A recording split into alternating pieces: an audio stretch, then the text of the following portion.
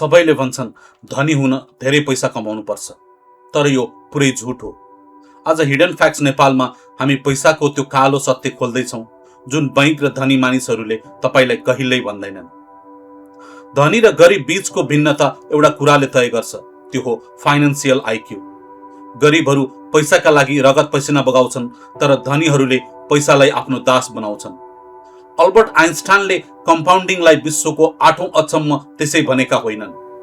यदि तपाईले आजबाट दैनिक 100 रुपैयाँ मात्र सही ठाउँमा लगानी गर्नुभयो भने केही वर्षमै तपाईको पैसाले तपाईको लागि काम गर्न थाल्नेछ। धेरै नेपालीहरूले पैसा आउने बित्तिकै छिमेकीलाई देखाउनको लागि महँगो बाइक वा फोन किन्छन्, जसले तपाईको खल्ती खाली गर्छ।